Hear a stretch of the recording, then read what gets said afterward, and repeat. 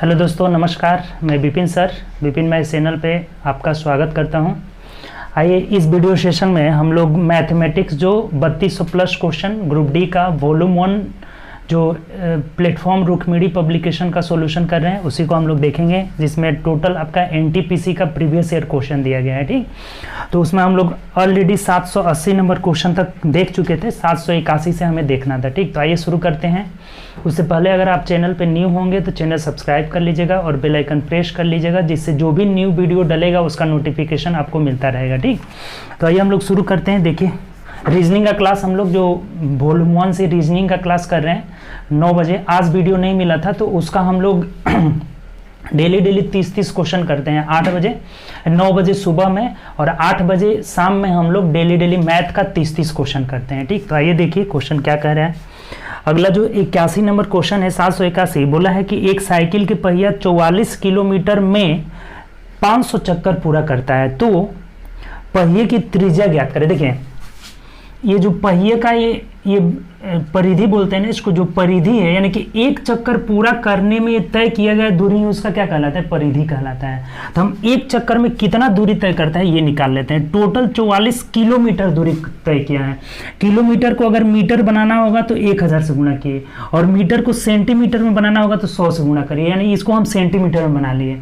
और ये इतना किलोमीटर दूरी 500 चक्कर में 5000 चक्कर में पूरा करता है, 5000 चक्कर में। तो एक चक्कर का हम भाग दे देते हैं तो निकल जाता है। एक चक्कर का इसका मतलब कितना हुआ? 3 0 से 3 0, 5 8 40, 5 8 40। ये जो 880 सेंटीमीटर जो निकल गया ना, यही इसका परिधि हो जाएगा। एक चक्कर में तय किया गया दूरी। यहाँ लिख सकते हैं कि एक चक्कर में तय दूरी, ये एक चक्कर में तय किया गया दूरी जो है 880 सेंटीमीटर, और ये इसका परिधि हो जाएगा। परिधि मतलब क्या? 2 पाई आर।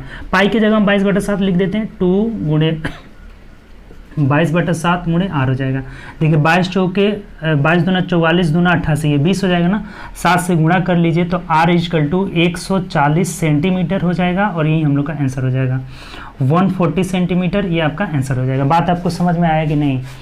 कोई दिक्कत यहाँ पे? सिर्फ हम निकाल लिए हैं कि एक चक्कर में कितना दूरी तय कर रहा है, तो 820, ये 880 सेंटीमीटर आ गया। ठीक, तो यही 800 सेंटीमीटर इसका परिधि हो जाएगा, और परिधि 2 पाई आर होता है, तो रेडियस निकाल लिए 140 सेंटीमीटर। ठीक, चलिए अगला क्वेश्चन है ये 82 नंबर क्वेश्चन। देखिए क्या कर रहा है। 82 782 नंबर बोला है, एक आंकड़ा दिया हुआ है यहाँ आपका 3 4 5 5 दिया हुआ है, उसके बाद 3 6।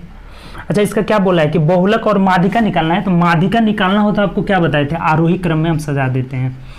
माध्यिका हमें निकालना है इसका, तो आरोही क्रम में आप सजाइए, आरोही क्रम में। ठीक, आरोही में दोनों चीज एक ही साथ निकल जाएगा। ठीक, तो देखिए, तो आरोही क्रम में सजा लेते हैं। सबसे छोटा इसमें कौन है? 3। 3 कई बार आया है? 1 2 3, 3 बार आया है। 3 को 3 बार लिख दीजिए। उसके बाद देखिए 4 यहाँ पे नहीं आया हुआ है। 5 कितना बार आया है? तो 1 2 3 4, 5 4 बार आया हुआ है। ठीक, 5 5 4 बार आया है। उसके बाद देखिए तो 6 आया हुआ है ना। 4 1 आया है ना जी, 4 1 है, यहाँ पे लिख दीजिए 4 1 है। 3 है आपका 3 बार, 4 है 5 4 बार है। उसके बाद 6 2 बार है ना, 6 2 बार है, 6 6, उसके बाद 7 दिया हुआ है। ठीक, यही डाटा है। इसका हमें बहुलक मोड निकालना है और मीडियन निकालना है। मोड और मीडियन बहुत आसान क्वेश्चन है। मोड किसे बोलते हैं? आपका मोड बोले थे कि जिसकी फ्रीक्वेंसी सबसे ज्यादा हो। देखिए, तो सबसे ज्यादा बार कौन आया है? 5 सबसे ज्यादा बार आया है, तो यही इसका मोड हो जाएगा। और मीडियन में बोले थे कि जो बीच में आता है वही मीडियन कहलाता है। बीच निकालने के लिए इधर से 1 काटे 1 काटे 3 3 6 काट दीजिए, 1 1 खत्म करते आ गए तो देखिए आपको बीच में पता चल जाएगा। बीच में कौन है? ये 5 है। 4 5 इधर से निकल गया, 5 इधर से, यानी कि 5 बीच में आ जा रहा है। अर्थात 5 यहाँ पे मीडियन भी मोड भी हो जाएगा और 5 मीडियन भी हो जाएगा। यही हम लोग का आंसर हो जाएगा। तो देख लीजिए किस ऑप्शन में 5 और 5, ऑप्शन नंबर ए में दिया हुआ है, यही हो जाएगा। सिंपल सा क्वेश्चन है। आरोही क्रम में सजा दिए। बहुलक मतलब क्या? जो जिसकी बारंबारता सबसे अधिक है। 5 सबसे ज्यादा बार आया था तो ये बहुलक हो गया। और मीडियन निकालना है तो जो बीच में है, 5 दोनों ओर से 5 5 छोड़ देने के बाद 5 बीच में आ रहा है, तो 5 इसका मीडियन भी हो जाएगा। यानी ऑप्शन नंबर ए हम लोग का आंसर हो जाएगा। 83 आइए, 83 क्वेश्चन थोड़ा सा समझिएगा। 83 में बोला है ना कि tan 210 डिग्री का वैल्यू आपसे पूछ रहा है कि tan 210 डिग्री का मान क्या होगा। देखिए एक सिंपल तरीका आपको बताए थे, ऐसा क्वेश्चन हम लोग ग्रुप डी में देखे हुए थे, आया हुआ था। ये देखिए यहाँ 90 डिग्री हो जाता है, 90 डिग्री, सॉरी 0 डिग्री ना, 0 डिग्री, 90 डिग्री, 180 डिग्री और 270 डिग्री। ठीक, इसमें ऑल पॉजिटिव होता है, आपको पता होगा। इसमें साइन कॉसेक पॉजिटिव होता है, टैन कॉट पॉजिटिव होता है और सेक कॉस पॉजिटिव होता है। ठीक, ये चीज़ पता है आपका। अब देखिए इसको हम ऐसे तोड़ लेते हैं ना, टैन 180 प्लस 30 डिग्री कर लेते हैं। ठीक, और टैन 180 में कुछ भी जोड़ेंगे किस कोऑर्डिनेट, ये जो टैन 180 प्लस थीटा है किस कोऑर्डिनेट में जाएगा, थर्ड कोऑर्डिनेट में। और थर्ड कोऑर्डिनेट में टैन और कॉट क्या हो जाता है, पॉजिटिव हो जाता है, तो इसका वैल्यू तो सबसे पहले पॉजिटिव होगा। और एक बात और, 0 डिग्री और 180 डिग्री पे मान नहीं बदलता है, और यहाँ 90 पे 270 पे बदल जाता है, तो यहाँ मान नहीं बदलेगा, टैन का टैन ही रह जाएगा। अगर मान बदलता तो टैन का कॉट हो जाता है, ठीक, साइन का कॉस हो जाता है और सेक का कॉसेक हो जाता है, तो यहाँ टैन ही रहेगा। और टैन 180 प्लस थीटा बराबर टैन थीटा हो जाएगा, यानी कि टैन 30 हो जाएगा। और टैन 30 का वैल्यू क्या होता है, 1/√3, और यही आपका आंसर हो जाएगा। तो मिला लीजिए, ऑप्शन नंबर ए आपका आंसर होगा। बात clear. Tan 180 plus theta third coordinate में टैन पॉजिटिव होता है और मान भी नहीं बदलता है 180 पे, तो टैन थीटा ही हो जाएगा, यानी कि टैन 30 डिग्री, टैन 30 का मान 1/√3 हो जाता है। ठीक, चलिए आगे बढ़ते हैं। नेक्स्ट क्वेश्चन आइए, 84 नंबर क्वेश्चन देखिए। 84 नंबर क्वेश्चन बोला है आपका। 84 आसान है, कह रहे हैं ना कि 40.7 गुणे 40.7 गुणे 40.7, इसको हम ऐसे लिख देते हैं, 40.7 का होल क्यूब प्लस 1 दिया है तो 1 का होल क्यूब कर देते हैं, बट्टा में 40.7 दो बार लिखा हुआ है, तो 40.7 का होल स्क्वायर माइनस 40.7 प्लस 1 है। इस तरह का अगर आप ए क्यूब प्लस बी क्यूब का फॉर्मूला याद है ना, तो डायरेक्ट आप आंसर लिखिएगा कि 40 1 41.7 आंसर हो जाएगा, और कुछ यहाँ करना ही नहीं है। कैसे आया, तो देखिए A cube plus B cube का फॉर्मूला क्या होता है, A cube plus B cube बराबर A plus B into A square minus A B plus B square, ही ना होता है। तो इधर जब A cube plus B cube में तोड़ेंगे तो ये ए प्लस बी बच जाएगा, और ये वाला पार्ट यहाँ नीचे दिया हुआ है, A square minus A B, इसको गुणा 1 करेंगे तो 1 ही ना आएगा, plus B square, A square minus A B plus B square वाला ये टर्म दिया हुआ है, अर्थात केवल ऊपर क्या बचेगा, ए प्लस बी। ए का मतलब 40.7 और बी का मतलब 1, तो जब 40.7 में 1 जोड़ेंगे तो कितना हो जाएगा, 41.7 हो जाएगा, और ये आंसर हो जाएगा, सिंपल सा। तो ऑप्शन नंबर यहाँ से सी हो जाएगा। बात क्लियर हुआ ना। A cube plus B cube में ए प्लस बी ऊपर बच जाएगा, और A square minus A B plus B square नीचे दिया हुआ है तो कट जाएगा, ए प्लस बी आंसर, यानी ऑप्शन नंबर देख लीजिए कितना हो जाएगा, सी हो जाएगा। ठीक, चलिए 85 नंबर है ये। 85 नंबर देखिए क्या कह रहा है। 85 बोला हुआ है कि 4,000 रुपए के मूलधन 20% वार्षिक दर से 2 वर्ष का साधारण ब्याज और चक्रवृद्धि ब्याज के बीच अंतर क्या होता है। बहुत बार लिखा है, D2 बराबर PR स्क्वायर बट्टा 100 स्क्वायर। अब रख दीजिए, यहाँ अंतर पूछ रहा है, P कितना दिया हुआ है 4,000 गुणे रेट ऑफ इंटरेस्ट 20 है, तो 20 का होल स्क्वायर 400 हो जाएगा, बट्टा 100 का होल स्क्वायर यानी 100 गुणे 100 हो जाएगा, 2 जीरो से 2 जीरो कैंसिल, 2 जीरो से यहाँ 2 जीरो कैंसिल, 4 चौके 16, 160 रुपया हो जाएगा, difference of CI and SI। Option number A हो जाएगा। क्लियर, कोई दिक्कत नहीं। ये बात ध्यान रखिएगा, D2 बराबर 2 साल का, 2 मतलब हुआ 2 साल का, 2 साल का डिफरेंस जो होता है चक्रवृद्धि ब्याज साधारण ब्याज में PR स्क्वायर बट्टा 100 स्क्वायर। यही अगर 3 साल पूछ दे तो 3 साल वाला भी फॉर्मूला बताए हैं, D3 बराबर PR square into 300 plus R बट्टा 100 क्यू। 3 साल वाला ना रेलवे में ज़्यादा नहीं पूछा हुआ है, SSC में पूछा हुआ है, रेलवे में भी आया हुआ है 1-2 बार 3 साल का, PR square into 300 plus R बट्टा 100 क्यू। ये भी बात ध्यान रखिएगा, 3 साल वाला भी पूछा जाता है। ठीक, चलिए आगे बढ़ते हैं और 86 नंबर क्वेश्चन देखते हैं। 86 देखिए क्या कह रहे हैं। 86 बोला है कि एक दुकानदार एक वस्तु की कीमत 640 रुपये अंकित करता है, यानी फिक्स प्राइस 640 हो गया। यदि दुकानदार 10% की छूट देता है तब भी उसे 20% का लाभ होता है क्रय मूल्य पे। देखिए आपको एक बात बताए थे कि फिक्स प्राइस यानी अंकित मूल्य पर जो छूट होता है ना, इस पर छूट देने के बाद जो मूल्य बचता है उसे हम SP कहते हैं, विक्रय मूल्य कहते हैं। और अगर क्रय मूल्य पे जो लाभ प्राप्त होता है ना, क्रय मूल्य पर लाभ प्राप्त होने के बाद जो बचता है मूल्य वो क्या कहलाता है, SP कहलाता है।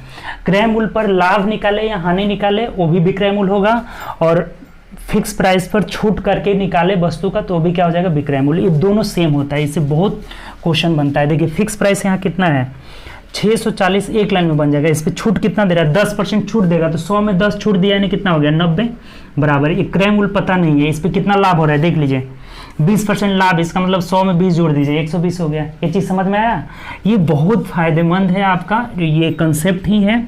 फिक्स प्राइस पर जो छूट बचता है वो विक्रय मूल्य हो जाएगा, और क्रय मूल्य पर लाभ या हानि के बाद वाला जो मूल्य निकालेंगे वो भी क्या कहलाएगा, विक्रय मूल्य, दोनों बराबर हो जाता है। ठीक, अब देखिए यहाँ से कर लीजिए, 12 से कटा दीजिए, देखिए तो 30 × 90, 30 चौके 120, 4 से कटा देंगे, 16 चौके 64, 160, यानी कि क्रय मूल्य सीपी हो जाएगा 16 या 48, 480 रुपये। क्लियर, कोई दिक्कत नहीं यहाँ से। चलिए आगे बढ़ते हैं, ऑप्शन नंबर बी हो जाएगा। ठीक, 87 नंबर देखिए क्या करें, 87 नंबर क्वेश्चन बोला है कि एक आयत की लंबाई उसकी चौड़ाई से 24 सेंटीमीटर अधिक है। लंबाई जो है ना, लंबाई चौड़ाई से 24 सेंटीमीटर अधिक है। अगर ये x है तो x + 24 है। ठीक, ये चीज़ बोला हुआ है। यदि उनका परिमाप 112, अब आयत का पेरीमीटर क्या होता है, 2 × L + B हो जाता है। ये बात आप जानते हैं ना कि आयत का परिमाप 2 × L + B, 2 × L + B हो जाता है। तो देखिए 2 + L + B कितना हो जा रहा है, यहाँ परिमाप दिया हुआ है 112। अब देख लीजिए x का वैल्यू निकाल करके रख देंगे यहाँ से। देखिए इसको हम ऐसे कर लेते हैं, इसका परिमाप क्या होता है, 2 × L + B, दोनों को जोड़ेंगे तो 2x + 24 = 112 है। 2 से कटा दीजिए, 2 × 5 = 10, 2 × 6 = 12, यानी 24 जो है 56 में से घट जाएगा, यानी 2x का वैल्यू कितना आ जाएगा, 232, यानी x का वैल्यू 16,000 है। तो देख लीजिए क्या पूछा है, आपसे पूछ रहा है ना, तो इसकी लंबाई कितनी होगी। देखिए तो यही ना लंबाई हो गया, 16 + 24, 16 + 24 यानी 40 हो जाएगा। 40 सेंटीमीटर जो हो जाएगा, क्या हो जाएगा इसका लंबाई। चौड़ाई पूछता तो 16 ही रह जाता, चौड़ाई पूछता तो क्या रहता, 16, यानी ऑप्शन नंबर यहाँ से मिला लीजिए, तो ऑप्शन नंबर ए हो जाएगा जो कि 40 दिया हुआ है। ठीक, क्लियर। लंबाई चौड़ाई अगर x है तो लंबाई हो जाएगा x + 24, और 2 × L + B परिमाप होता है, यहाँ से x का वैल्यू निकाले 16 आया, तो इसमें रख देंगे 16 + 24 इसका लंबाई हो जाएगा। चौड़ाई पूछता तो 16 ही हो जाता। ठीक, चलिए नेक्स्ट क्वेश्चन आइए, अगला क्या कह रहा है देखिए, 88 नंबर क्वेश्चन आसान है। 88 नंबर क्वेश्चन देखिए क्या बोला है, सिर्फ आपको ना बाटा पर के जोड़ करके भाग देना है। 2/3 + 3/5, बीच में भाग का स्थान है, और यहाँ दिया है 2/3 + 2/5, बहुत सिंपल है। ठीक, 2/3 एलसीएम यहाँ कितना हो जाएगा, 5, 15 हो जाएगा। ठीक, अभी 3 × 5 = 15, 5 × 2 = 10 हो जा रहा है, फिर 5 × 3 = 15, 3 × 3 = 9, यानी 10 × 9 = 19/15 यहाँ हो गया। इसको जोड़ लिए। अब भाग को जब गुणा में बदलेंगे ना तो ये साइन ऊपर चेंज हो जाएगा, यानी 5 × 3 = 15 एलसीएम ऊपर हो जाएगा, और बट्टा देखिए तो 3 × 5 = 15, 5 × 2 = 10, प्लस 5 × 3 = 15, 3 × 2 = 6, 10 × 6 = 16 हो जाएगा। 15 15 कट करके और 19/16 हो जाएगा आंसर आपका। मिला लीजिए कौन सा है, 19/16, ऑप्शन नंबर बी हो जाएगा। बहुत सिंपल क्वेश्चन है, बस जोड़ करके और भाग दे देना था। भाग को गुणा में बदल लिए, साइन ये चेंज हो जाएगा, इन्वर्स हो जाएगा। ठीक, चलिए अगला पढ़िए, नेक्स्ट नंबर क्वेश्चन क्या कह रहे हैं। अगले क्वेश्चन की तरफ बढ़ते हैं। अगला क्वेश्चन है 789। यदि बहुलक का मान 14 है तथा माध्य दिया हुआ है 5, तो माध्यिका पूछ रहे हैं। देखिए माध्य माध्यिका बहुलक आपको बहुत डिटेल पढ़ाए हुए हैं, मीड मीडियन मोड अगर नहीं देखे हैं तो प्ले लिस्ट में उसका वीडियो बना हुआ है, देख लीजिए प्ले लिस्ट में। देखिए बहुत आसान है। माध्य माध्यिका बहुलक में आपको रिलेशन बताए थे ना कि मोड बराबर क्या होता है, मोड = 3 × मीडियन -2 × मीन होता है। ठीक, ये बात ध्यान रखिएगा, बहुत इंपॉर्टेंट है, इससे क्वेश्चन आ जाता है। देखिए पूछ ही दिया हुआ है, मोड = 3 × मीडियन -2 × मीन हो जाता है। ठीक है, अब सिंपल है, मोड हम लोग को दिया हुआ है, इसका बहुलक दिया हुआ है 14 बराबर 3 × मीडियन निकालना है, पता नहीं है। ठीक, 3 × मीडियन -2 × अब देखिए मीन दिया हुआ है, माध्य 5 दिया है, तो 5 दूना इसको 10 कर लेते हैं। ठीक, डायरेक्ट इसको हम क्या लिख देते हैं, 10 लिख लेते हैं। अब देखिए ये 10 इधर अगर जुड़ जाएगा ना, यानी कि 3 मीडियन = 24 हो जाएगा ना, तो मीडियन = क्या हो जाएगा, 3 × 8 = 24, 8 इस क्वेश्चन का आंसर हो जाएगा। मिला लीजिए, ऑप्शन नंबर ए हो जाएगा। बात क्लियर, कोई दिक्कत नहीं, सिंपल क्वेश्चन था। ये वाला हम लोग ध्यान में रखेंगे, इसको याद रखेंगे कि मोड बराबर 3 × मीडियन -2 × यानी कि बहुलक बराबर 3 × माध्यिका -2 × माध्य हो जाएगा। यहाँ बहुलक 14 दिया है, ये भी 5 दिया था, तो 5 दूना 10 इधर आकर 24 हो गया, यानी 3 से कटा देंगे तो 8 मट में कट जाएगा। इसका मतलब मीडियन आपका जो माध्यिका जो हो जाएगा 8 हो जाएगा, ऑप्शन नंबर ए हो जाएगा। चलिए 90 नंबर क्वेश्चन है ये, 790। 790 पढ़िए क्या कह रहे हैं। एक दो अंकों की संख्या और उसके अंकों के योग को आपस में बदलने से बनी संख्या का योग 99 है। यदि दोनों संख्याओं का अंतर 3 है तो संख्या क्या होगा। देखिए ऐसा क्वेश्चन आपको बोले थे कि ऑप्शन से बना लेंगे। पहला ऑप्शन 27 है, 63 है, 45 है, 54 है। देखिए यहाँ पर पहले ही कंसेप्ट से एक कंसेप्ट बोला है ना कि दोनों के अंकों का अंतर जो है 3 है, इसी से चेक करते हैं तो यहाँ अंतर 3 है नहीं 5 है, यहाँ पे अंतर, यहाँ पे अंतर 2 है, यहाँ पे भी अंतर 1 है, यहाँ पे 1 है और यहाँ पे भी 1 है, अर्थात यही आंसर हम लोग का हो जाएगा 63। सिर्फ 63 में ही जो है इनके अंकों का अंतर 3 आ रहा है तो यही हम लोग का आंसर हो जाएगा। अब आगे चेक करने की जरूरत ही नहीं है। अगर 2-3 संख्या में अंकों का अंतर सेम रहता तब क्या करते कि अगर ये 63 है तो अंक बदलेंगे तो 39 हो जाएगा, 36 हो जाएगा। अब अंक जोड़ लीजिए, ये 99 हो जा रहा है, अर्थात ये बोला भी है कि अंक पलटने से और दोनों को जोड़ने से 99 हो जा रहा है, अर्थात यही हम लोग का आंसर होगा 63 आपका आंसर हो जाएगा। ठीक, ऑप्शन नंबर बी हो जाएगा। चलिए आगे, जब भी ऐसा क्वेश्चन बोले हम ऑप्शन से निकालेंगे बाय ऑप्शन। अगर संख्या पूछे तो और अंकों का गुणनफल वगैरह पूछे तब हम लोग कंसेप्ट से 10x + y मानकर बनाते हैं। ठीक, चलिए आगे आइए। 791 नंबर कह रहा है क्वेश्चन कि m और n एक ही दूरी को, डिस्टेंस यहाँ पे सेम है, एक क्लू आपको दे दिया कि डिस्टेंस सेम है, 80 किलोमीटर प्रति घंटा तथा 100 किलोमीटर प्रति घंटा की गति से चल रहे हैं तो m n से 30 मिनट अधिक लेता है तो उनके द्वारा तय की गई। देखिए सिंपल क्वेश्चन है, अगर डिस्टेंस सेम है तो जो स्पीड का रेशियो होता है, यहाँ से स्पीड का रेशियो क्या है, देखिए m है और n है, इनके स्पीड का रेशियो जो है 80 और 100 दिया हुआ है, नहीं दिया है, तो टाइम का रेशियो ना इसका इन्वर्स हो जाता है जब डिस्टेंस सेम रहता है। ये बात ध्यान रखिएगा कि अगर डिस्टेंस सेम रहे तो स्पीड का उल्टा समय हो जाता है, तो ये 100 लेगा और ये 80 लेगा। देखिए तो यहाँ अब यहाँ कटा दीजिए, देखिए 20 चौके 80, 20 25 100, यानी कि 4:5 का रेशियो, 5:4 का रेशियो हो गया। ठीक, तब यहाँ से 1 यूनिट कम ले रहा है और इसी 1 यूनिट कम का वैल्यू देखिए 30 मिनट दिया हुआ है, तो जब 1 यूनिट का वैल्यू 30 मिनट है तो 4 यूनिट का वैल्यू कितना हो जाएगा, 4 3 12, यानी कि 120 मिनट और का मतलब हुआ 2 घंटा। यही चीज़ हो गया कि 1 यूनिट का वैल्यू 30 मिनट तो 4 यूनिट का वैल्यू 120 मिनट हो गया, 120 मिनट का वैल्यू 2 घंटा हो गया। तो अगर 100 के स्पीड से चल रहा है और 2 घंटा समय ले रहा है तो डिस्टेंस बराबर क्या होता है, स्पीड इंटू टाइम हो जाता है, यानी कि 200 किलोमीटर की दूरी तय करता है। यही हम लोग का आंसर हो जाएगा। जो डिस्टेंस कवर किया जाता है वो कितना है, 200 किलोमीटर, ऑप्शन नंबर डी हो जाएगा। बात आपको समझ में आया कि नहीं, देखिए नहीं आया तो अगर डिस्टेंस सेम है तो स्पीड का रेशियो का उल्टा टाइम का रेशियो हो जाएगा, 5:4 का रेशियो हो गया यहाँ से, तो एक कम समय ले रहा है और इस 1 यूनिट का वैल्यू 30 मिनट है तो 4 यूनिट का वैल्यू 120 मिनट, इसका मतलब 2 घंटा हो गया और 2 घंटा में तय कर रहा है, 100 की स्पीड से जा रहा है, तो डिस्टेंस बराबर स्पीड इंटू टाइम यानी 200 किलोमीटर हो जाएगा। क्लियर, चलिए आगे बढ़ते हैं। नेक्स्ट क्वेश्चन है, ये बहुत आसान क्वेश्चन था। अगला ये 92 नंबर, 792। सिंपल हम लोग इसको रेशियो मेथड से ही बना लेंगे आसानी से। 92 नंबर क्वेश्चन कह रहा है कि यदि S416 11 से डिविजिबल है, यदि ये 11 से विभाज्य है तो S का वैल्यू निकालना। अब देखिए 11 से विभाज्यता का रूल क्या कहा गया आपको कि अल्टरनेट अंकों को जोड़ दीजिए, ये 6 4 10 हो गया और ये हो गया S+1, इनका अंतर 0 होना चाहिए। तो अंतर 0 कब होगा, ये जब घटाएंगे तो 0 कब होगा, यहाँ पे 9 रहेगा, S की जगह क्या रहेगा 9 रहेगा तो 0 आ जाएगा, यानी कि ऑप्शन नंबर देख लीजिए या डी आंसर हो जाएगा। S बराबर क्या आ जा रहा है, 9 आ जा रहा है। बात क्लियर हुआ कि नहीं। यहाँ से जब 11 से डिविजिबल है तो अल्टरनेट अंकों के योगफल का अंतर 0 होना चाहिए, 11 का गुणज होना चाहिए। तो ये दोनों जोड़ रहे हैं 6 4 10 और ये S+1, तो 10 माइनस S+1 क्या होना चाहिए, 0 होना चाहिए। तो इसके लिए S को क्या होना होगा 9, तभी ना 9 1 10 10 10 0 हो जाएगा, यानी S का वैल्यू यहाँ से कितना हो जाएगा 9 हो जाएगा। ठीक, चलिए 93 नंबर है ये। 93 नंबर क्वेश्चन देखते हैं।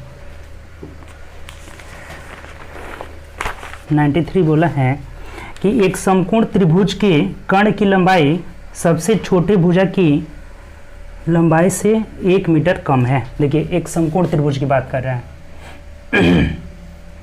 ये हो गया आपका समकोण त्रिभुज। तो इसमें कह रहा है कि कर्ण की जो लंबाई है ना, सबसे छोटी भुजा मान लेते हैं, ये सबसे छोटी भुजा है x, सबसे छोटी भुजा क्या है x है। तो इससे छोटी भुजा की दोगुनी लंबाई से 1 मीटर कम है, इससे ये दोगुना यानी कि 2x - 1 हो जाएगा। इसके दोगुना से 1 कम है तो 2x - 1 हो जाएगा। अब आगे पढ़िए, यदि तीसरी भुजा छोटी भुजा से 1 मीटर ज़्यादा है, यानी ये जो तीसरी भुजा है ना इससे 1 मीटर ज़्यादा है तो x + 1 हो जाएगा। ठीक, तो अब कह रहा है तो त्रिभुज के कर्ण की लंबाई निकालना है, इसका एक 2x - 1 का वैल्यू नहीं। देखिए ऐसा क्वेश्चन आए ना तो ये x है ना, x + 1 है, 2x - 1 है, तो ये हमेशा ट्रिपलेट बनाएगा। अब देखिए एक तरीका है तो इसका वर्ग करके या इन दोनों के वर्ग करके योगफल बराबर होगा, उस तरह से थोड़ा सा लंबा चल जाएगा, द्विघात समीकरण हो जाएगा। अब यहाँ से हम क्या करेंगे, ऑप्शन से कर लेंगे, ऑप्शन से बाय ऑप्शन बहुत आसानी से कर लेंगे। अगर कर्ण यहाँ पे मान लीजिए इसका वैल्यू 5 हो गया तो ये 5 कब आएगा, जब ये 3 हो जाएगा ना, 3 दूना 6 में से 1 गया 5 हो जाएगा। इसका मतलब कि x का वैल्यू 3 रखना होगा, तो ये 3 हो जाएगा, ये 4 हो जाएगा, ये 5 हो जाएगा। तो 3, 4, 5 ट्रिपलेट बनाता है, अर्थात यही हम लोग का आंसर हो जाएगा। ऑप्शन नंबर ए जो हो जाएगा हम लोग का आंसर होगा। किसी पर ट्रिपलेट बनाएगा ही नहीं, सिंपल हम लोग बहुत जल्दी से बाय ऑप्शन इसको करके आराम से बना लेंगे। अगर आप स्क्वायर करके देखिएगा तो द्विघात समीकरण बन जाएगा, बहुत लंबा चौड़ा हो जाएगा। ठीक, उसको नहीं करना है। यहाँ से सिंपल हम बाय ऑप्शन से अगर इसका वैल्यू 5 ले रहे हैं तो 5 ये कब आ रहा है, x का वैल्यू 3 रखने पर 3 दूना 6 में से 1 गया 5 आ जा रहा है। इसका मतलब x 3 होगा तो ये 4 होगा, ये 5 हो जाएगा, और 3, 4, 5 ट्रिपलेट बनाता है, अर्थात यही हम लोग का आंसर हो जाएगा। ठीक, चलिए आगे बढ़ते हैं। नेक्स्ट क्वेश्चन है ये अगला जो है 94 नंबर क्वेश्चन। देखिए क्या कह रहा है, 94 बोला है कि दो संख्याओं के बीच का अनुपात अंतर 80 है और उनका अनुपात 5:3 दिया हुआ है। देखिए तो दोनों संख्याओं का गुणनफल बताना है। देखिए गुणनफल बताना है ना, तो इसको x मान लीजिए, यहाँ x, और इनका अंतर कितना हुआ 2x हो जाएगा, और 2x का वैल्यू 80 दिया हुआ है। इसका मतलब x का वैल्यू क्या आ गया, 40 आ गया।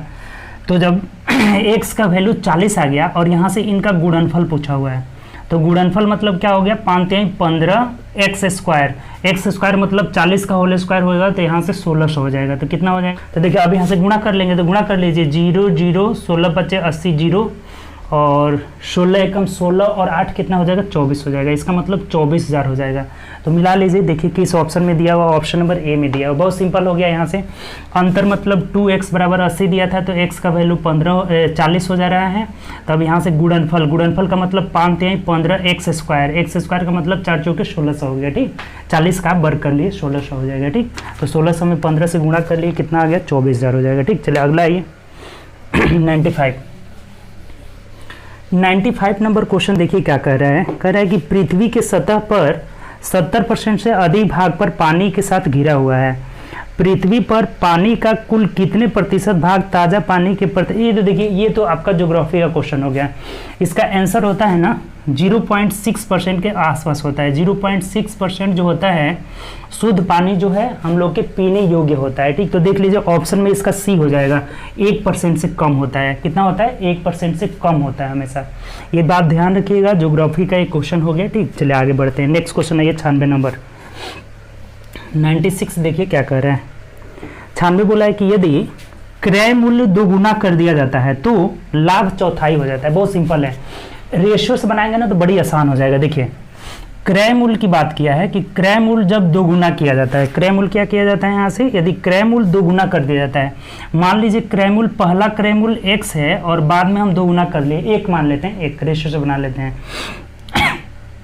1:2 का रेशियो कर देते हैं। ठीक, तो यहाँ से लाभ क्या हो जा रहा है ना, लाभ 1/4 हो जा रहा है। यानी कि पहला लाभ अगर x है तो बाद वाला लाभ 1/4 हो जा रहा है। यानी इसका रेशियो निकालेंगे ना तो 4, ये 4 इधर अगर गुना हो जाता है ना 4:1 हो जाएगा। कितना हो जाएगा, 4:1 हो जाएगा। ये बात समझ में आ गया। तो अब कुछ नहीं है यहाँ पे।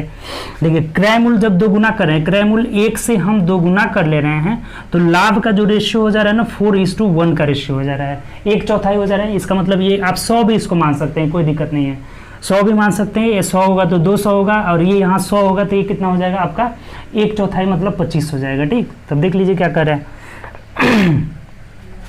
आगे बोला है इसका, तो 1/4 हो जाता है तो लाभ प्रतिशत निकालना। अब इस कंडीशन से बोला हुआ है, बाद वाले कंडीशन से लाभ प्रतिशत निकालना है। तो यहाँ लाभ 1 है, क्रय मूल्य 2 है, और प्रतिशत के लिए हम क्या करते हैं 100 से गुणा कर लेते हैं। तो 2 से देख लीजिए कटा दीजिए, 50% लाभ हो जाएगा। यहाँ से ऑप्शन नंबर मिला लीजिए तो ऑप्शन नंबर ए हो जाएगा। बात क्लियर हुआ कि नहीं? यहाँ से नहीं हुआ तो एक बार और देखिए, अगर हम क्रयमूल्य 2 गुना कर लेते हैं, यदि क्रयमूल्य 2 गुना कर लेते हैं, 1 से 2 गुना हो जाता है तो लाभ क्या हो जा रहा है? यहाँ से 1/4 हो जा रहा है। इसका मतलब पहले अगर 1 था तो 1/4 हो गया, रेशियो निकाले तो 4:1 हो जा रहा है। ठीक, तो अब हमें लाभ प्रतिशत पूछा हुआ है, तो 1 लाभ हुआ है किसका? 2 का, और प्रतिशत में निकालने के लिए 100 से गुणा कर देते हैं। ठीक, चलिए नेक्स्ट क्वेश्चन है अगला क्वेश्चन।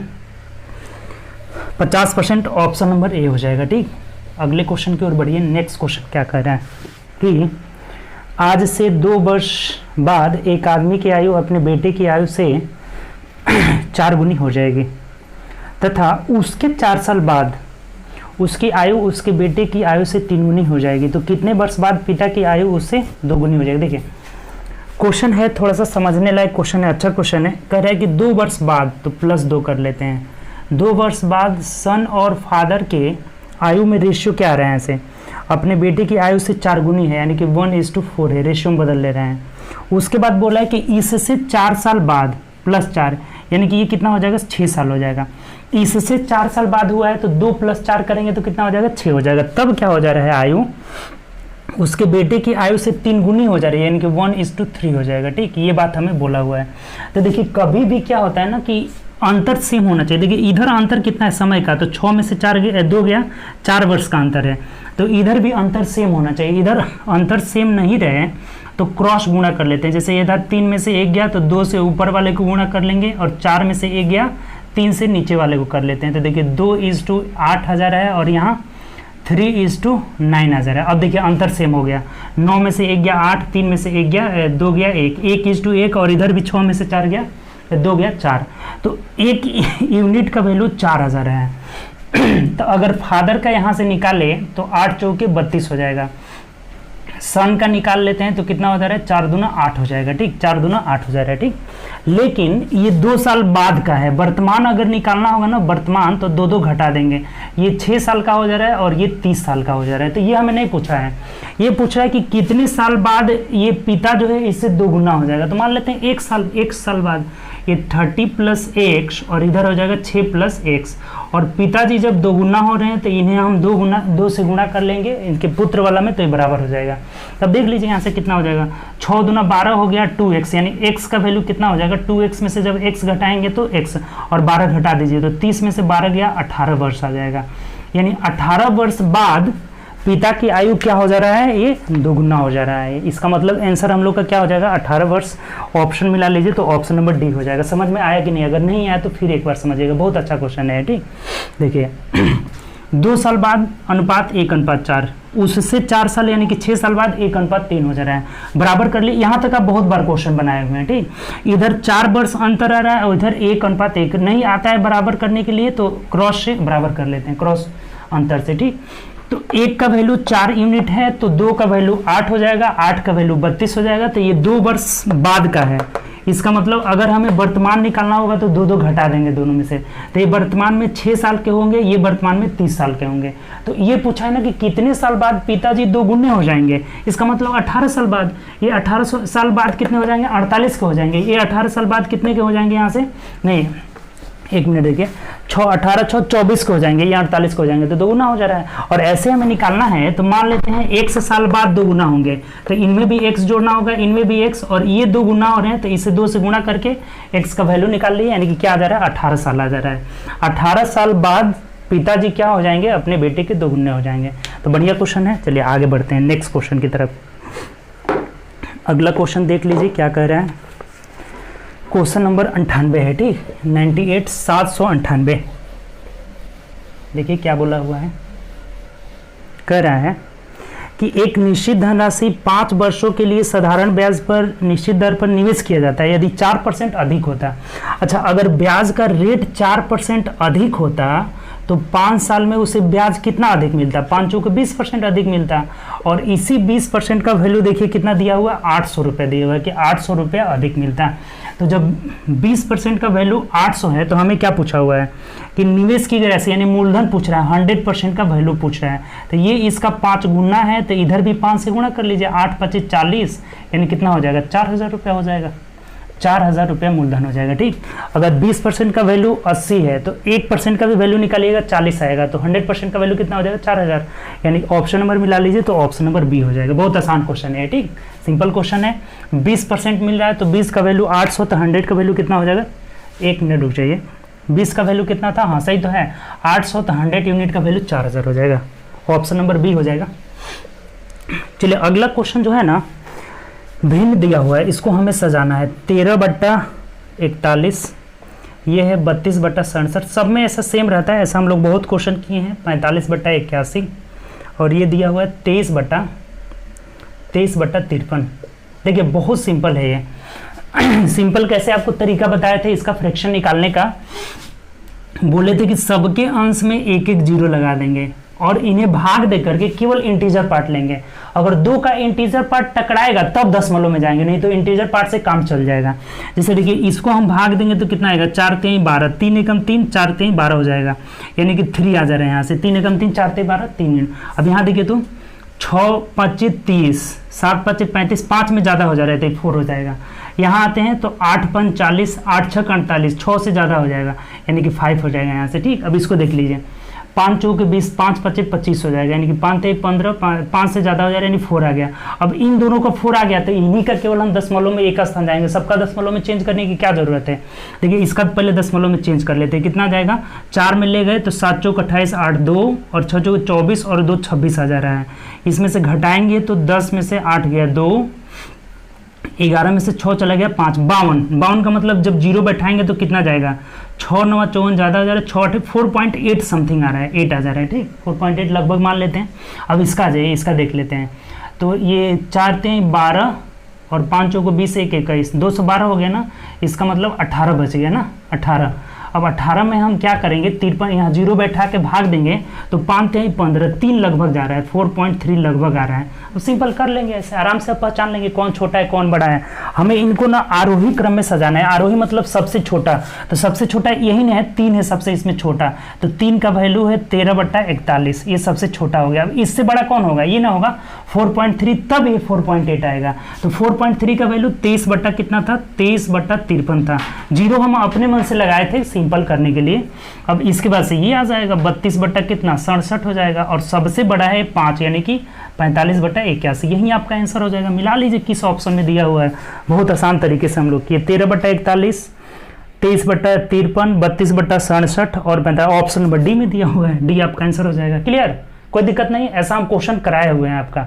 जा करके आप देखिएगा प्लेलिस्ट में है फ्रैक्शन, फ्रैक्शन से हम कराए हुए हैं, नंबर सिस्टम के प्लेलिस्ट में आपको मिल जाएगा। ठीक, चलिए आगे बढ़ते हैं। नेक्स्ट क्वेश्चन देखिए, अगला क्वेश्चन देखिए 800 नंबर। 800 नंबर क्वेश्चन तक हम लोग पहुंच गए।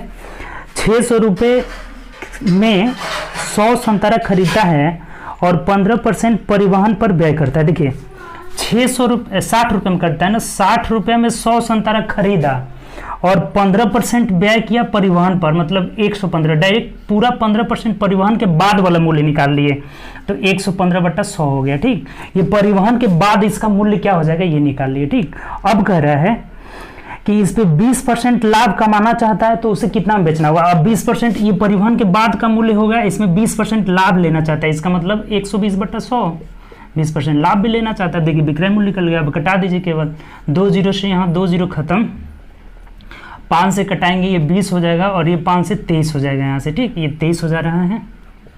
अब ये देखिए, अब 4 5 20 और 4 3 12 हो जाए, यानी कि 36, 18 3 54, 4 हो गया, 5 बचा, 18 दूना 36 और 5 कितना हो जाएगा 41, 41/5 और भाग दे दीजिए, 5 8 40 हो गया और 5 दूना 10, 4 14, फिर 5 8 40, यानी 82.8 रुपया 100 संतरा। 100 ही का नाम वैल्यू निकाले हैं।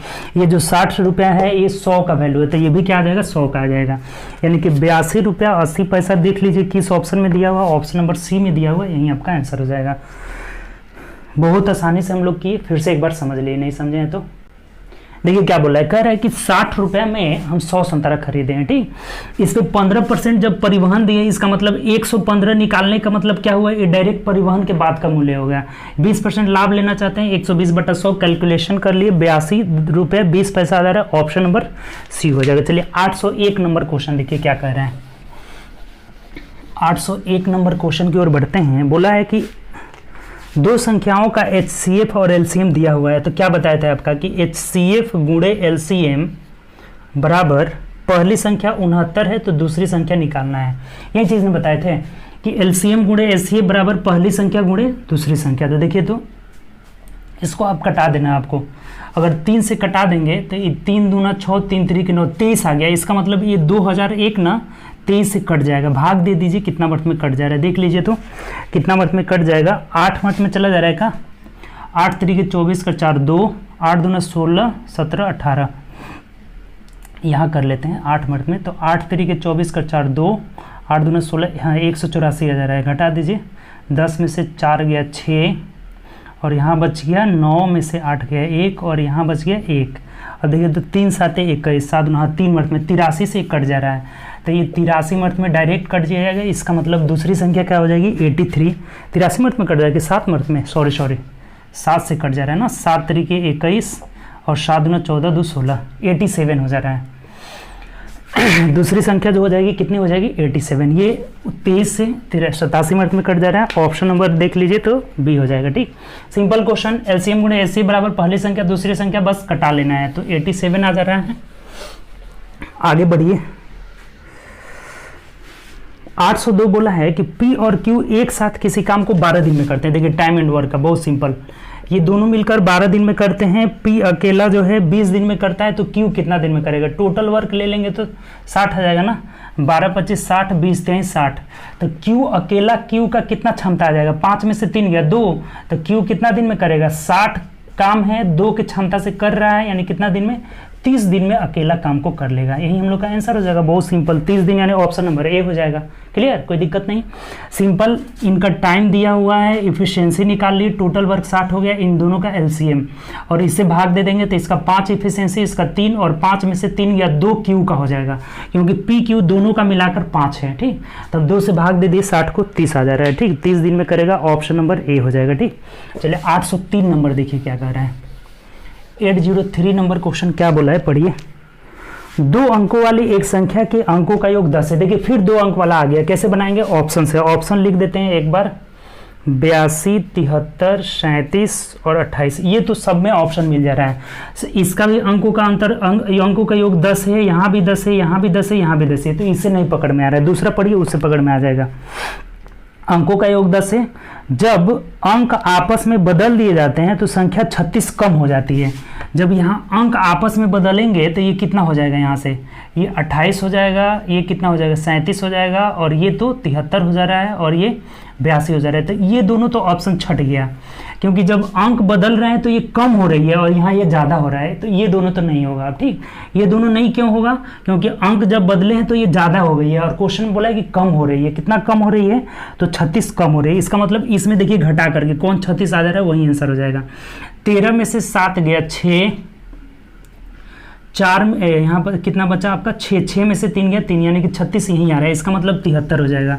वो संख्या क्या है? 73 है, और यही हम लोग का आंसर हो जाएगा।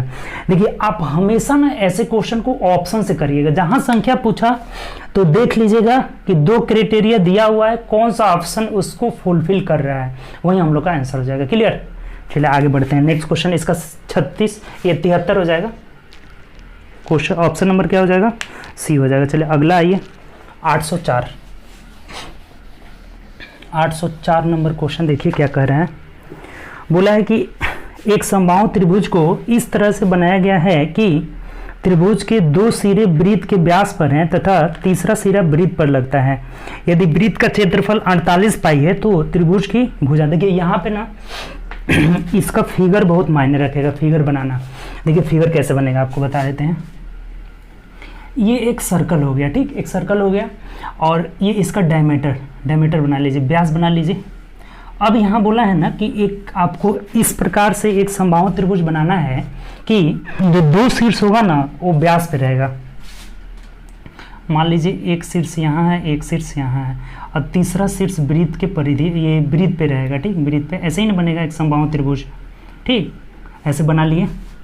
तो अब बोला है कि यदि वृत्त का क्षेत्रफल दिया हुआ है 48 पाई, तो त्रिभुज की भुजा पूछ रहा है। देखिए ये यहाँ से जो ऐसे मिलाएंगे ना, ये मिलाएंगे इसको, तो ये होगा सर्कल के लिए रेडियस हो जाएगा, ये सर्कल के लिए रेडियस हो जाएगा, और त्रिभुज के लिए क्या हो जाएगा, इनका हाइट हो जाएगा, ये हाइट हो जाएगा। तो अगर इसका एरिया कितना दिया है 48 पाई, और एरिया बराबर होता है क्या, पाई आर स्क्वायर, तो 0 से 0 कट गया, इसका मतलब r इक्वल टू कितना हो जाएगा 16 या 48, तो 4√3 आ गया। r का वैल्यू 4√3 हो गया, और यही r इस त्रिभुज के लिए क्या है, ऊंचाई है, तो इस त्रिभुज का ऊंचाई हो जाएगा, और समबाहु त्रिभुज का ऊंचाई होता है √3/4 √3/2 होता है, √3/2 इंटू भुजा। तब यहाँ से भुजा नहीं निकाल लेंगे, देखिए ना आराम से निकल जाएगा, √3 से √3 कट जाएगा, और a इक्वल टू 4 दूना 8 सेंटीमीटर हो जाएगा, और यही आपका आंसर हो जाएगा। यानी ऑप्शन मिला लीजिए, तो ऑप्शन नंबर क्या हो जाएगा, ये हम लोग का आंसर हो जाएगा। ठीक, चलिए 5 नंबर आइए, क्वेश्चन देखिए क्या कह रहे हैं। 5 नंबर क्वेश्चन की ओर बढ़ते हैं। अगला क्वेश्चन देखते हैं। नेक्स्ट क्वेश्चन कह रहा है कि यदि 3 संख्याएं 3:2:1 के रेशियो में है, ठीक, और उनके योग का आधा 36 है। अच्छा, योग का आधा 36 का मतलब योग क्या हो जाएगा, 72 हो जाएगा, तभी ना 72 का आधा 36 है।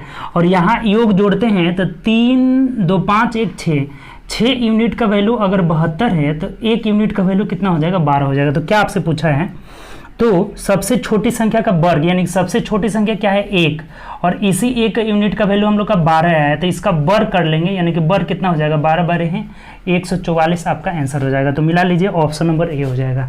बात क्लियर, कोई दिक्कत नहीं, सिंपल क्वेश्चन था।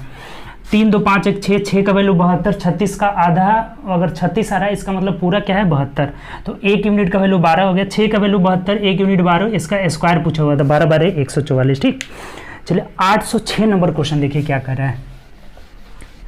806 बोला है हम लोग को कि 13/31 23/62 48/93, और ये पूछ रहा है ना कि इनका एलसीएम निकालना है। तो एलसीएम मतलब फ्रैक्शन का एलसीएम मतलब एलसीएम बट्टा एचसीएफ, यानी कि अंश का एलसीएम बट्टा हर का एचसीएफ, यही काम हमें करना है। तो अगर अंश का हम एलसीएम निकालें, तो ये तो दोनों अभाज्य संख्या है, तो इसका गुणनफल, यानी कि तीनों को हमें गुणा कर देना होगा, और कुछ ही नहीं, इन तीनों को गुणा कर लेना होगा, एलसीएम निकालना है। तो एलसीएम मतलब ऊपर वाला का एलसीएम, तो ऊपर वाला 13 23 48, किसी का भी कॉमन फैक्टर कुछ भी नहीं मिलेगा, तो तीनों को गुणा कर लेंगे, 13 × 23 × 48 और बट्टा एचसीएफ। एचसीएफ मतलब देखिए 31 से ये भी कट जा रहा है, ये भी कट जा रहा है, इसका मतलब 31 हो जाएगा। तो देख लीजिए, यहाँ गुणा कर लीजिएगा तो आ जाएगा 14,352 और बट्टा 31, आपका ऑप्शन नंबर ए आंसर हो जाएगा। ठीक, यही आंसर हो जाएगा, ऑप्शन नंबर ए 14,352 बट्टा 31, 14,352 बट्टा 31 ऑप्शन नंबर ए हो जाएगा। ठीक, सिंपल है, हम लोग का एलसीएम यहाँ निकालना है ऊपर वाला का, तो किसी का कुछ भी कॉमन फैक्टर आएगा ही नहीं, ये दोनों अभाज्य संख्या है, तो सबको हम गुणा कर लेंगे ऊपर, और इनका एचसीएफ 31 से ये भी तीनों कट जा रहा है, इसका मतलब 31 से क्या हो जाएगा, एचसीएफ हो जाएगा। ठीक, तो इतना हो जाएगा हम लोग का 14,352 बट्टा 31, ऑप्शन नंबर क्या हो जाएगा, ए हो जाएगा। ठीक, चलिए अगला क्वेश्चन देखिए। 7 8 9, 807 808 809 तीनों जो है टेबल से रिलेटेड है। टेबल को पढ़िए, कह रहे हैं टेबल में नीचे दिए गए घरेलू खर्च को 1000 रुपये में दर्शाया गया है। ये जो भी डाटा में दिया है ना, ये 1000 में दिया गया, 1000 रुपये में दर्शाया गया है, तो हमें यहाँ निकालना है सबका, इसका वैल्यू निकालना है। देखिए क्या हो जाएगा, ग्राफ तो पढ़ ही लिए, ग्राफ में देखिए यहाँ वर्ष दे दिया है 2011 12 13 14, किराना पे कितना, किराया पे कितना, अवकाश पे कितना, ईएमआई टैक्स सब दिया हुआ है। ठीक, तो देखिए यहाँ क्वेश्चन नंबर 807 क्या कह रहा है, पढ़ लीजिए।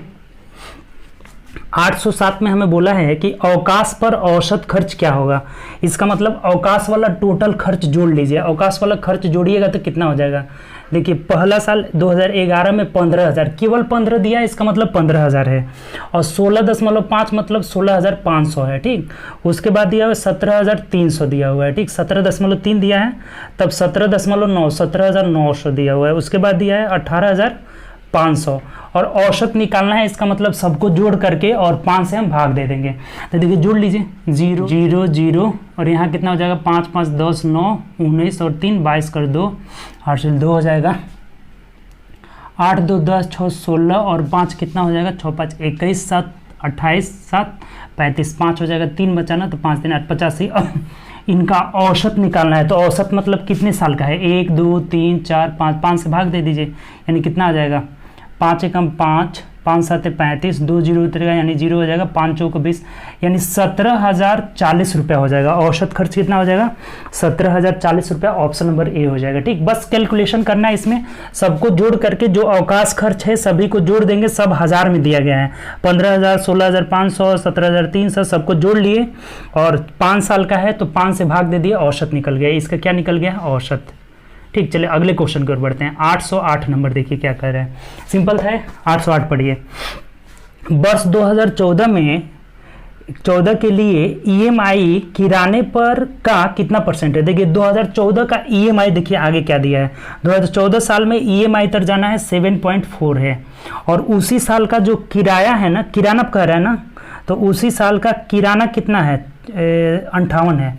तो ये इसका कितना प्रतिशत है, यानी 100 से गुणा कर लेंगे। देखिए ये दशमलव हटाएंगे, यहाँ से ये कट जाएगा, यानी कि 700, फिर और भी कट जाएगा ना, यहाँ 2 से कटा लेते हैं, 2 5 10, और यहाँ करेंगे 2 दूनी के 4, 2 9 18, यानी ऊपर गुणा कर लीजिएगा, 5 चौक 20 कर 0 2, 7 5 35 36 37, 370/29,000 है। इसको भाग दे दीजिए, देखिए कितना आ जाएगा, 12.76 आ जाएगा। भाग देकर देख लेंगे, 12.76% आ जाएगा। ऑप्शन नंबर यहाँ से क्या आ जाएगा, ऑप्शन नंबर ए हो जाएगा। ठीक, ये भी सिंपल था, बोला हुआ था कि 2014 में ईएमआई 7.4 है, और वो उसी साल किराना पर का कितना परसेंट, तो किराना 58 है, और प्रतिशत के लिए 100 से गुणा कर लिए। चलिए अगला ये 809 नंबर। 809 नंबर देखिए ग्राफ में क्या बोला है, कह रहा है कि वर्ष 2012 का कुल घरेलू खर्च कितना है। 2012 का ना टोटल घरेलू खर्च निकाल लेना है, तो 2012 का टोटल जोड़ लीजिए कितना आ जा रहा है। 2012 का हम जोड़ दे रहे हैं 47, जो है 47,000 किराना पे खर्च किया है। ठीक, किराना, और किराया पे 13,000, 2012 का जोड़ना है, सॉरी 15,000 है ये 15,000 हो गया। उसके बाद किया हुआ है यहाँ से 16,500, सबको जोड़ देना है सिंपल, 2012 वाला 5,500 है। उसके बाद कितना है आपका 23,000 है। टैक्स जो दे रहा है कितना, 23,000 दे रहा है। सबको जोड़ लीजिए सिंपल, कितना खर्चा आ रहा है टोटल हमें जोड़ लेना है, तो जोड़ दीजिए। 0 हो गया, 0 0 0 हो जाएगा, 5 5 10 0 1 हो जाएगा, और 7 6 13 6 18 19 19 और 5 कितना हो जाएगा, 24 और 3 27 7 2 हो जा रहा है ना, 2 2 4 4 8 2 10, इतना हो जा रहा है 107, यानी 1,07,000 हो जा रहा है। 1,07,000 हो रहा है टोटल घरेलू खर्च किस में, 2012 का। तो देख लीजिए किस ऑप्शन में दिया हुआ है, यही हम लोग का आंसर हो जाएगा। ऑप्शन नंबर यहाँ से बी हो जाएगा। तीनों क्वेश्चन उम्मीद करते हैं सिंपल क्वेश्चन था, बस ग्राफ हमें देख करके उसे समझ लेना था, निकाल लेना था। चलिए 10 नंबर क्वेश्चन है ये। 10 नंबर क्वेश्चन क्या कह रहा है, ग्राफ बहुत आपको डिटेल बताते हैं, इसलिए हम लोग का टाइम ज़्यादा लगेगी। हमारा टाइम ज़्यादा लग रहा है उससे कोई मकसद नहीं है, बस आपको समझ में आना चाहिए, बस इतना ध्यान रखना है। ठीक, चलिए अगला क्या कह रहा है, यदि किसी स्कोर प्रत्येक स्कोर से 10 अंक घटाकर बदल दिए जाए तो माध्य में, अच्छा 1 मिनट कर रहे हैं, यदि सभी स्कोर प्रत्येक स्कोर से 10 अंक घटा लिया जाए तो माध्य में क्या परिवर्तन। देखिए एक बात आप आज नोट करके लिख लीजिएगा, बहुत अच्छा से नोट करके इस बात को लिख लीजिएगा कि अगर कुछ संख्याएं हैं, कितना हो संख्या उससे कोई मतलब नहीं है, उनका माध्य अगर मान लीजिए x दिया हुआ है, क्या दिया हुआ है, x दे दिया है। अगर प्रत्येक संख्या में 10 घटा रहे हैं, यदि प्रत्येक संख्या में से 10 घटा दिया जाए तो नया माध्य x - 10 हो जाएगा। अगर प्रत्येक संख्या में 10 जोड़ दिया जाए तो x + 10 हो जाएगा। प्रत्येक संख्या को 10 से गुणा कर लिया जाए तो 10x हो जाएगा। प्रत्येक संख्या को 10 से भाग दे दिया जाए तो x/10 हो जाएगा। यानी कि जो काम प्रत्येक संख्या में कहेगा वही काम हम क्या करेंगे, माध्य में कर देंगे, वही हमारा नया माध्य आ जाएगा। यानी कि केवल 10 ही से कुछ भी संख्या कहे, प्रत्येक संख्या को 2 गुना कर दिया जाए तो 2x हो जाएगा, प्रत्येक संख्या को 4 गुना किया जाए तो 4x हो जाएगा। तो यहाँ कह रहा है कि यदि प्रत्येक संख्या में 10 अगर हम कम कर देते हैं तो नया माध्य क्या हो जाएगा, यानी कि नया माध्य निकालने के लिए हम माध्य में से 10 घटा लेंगे।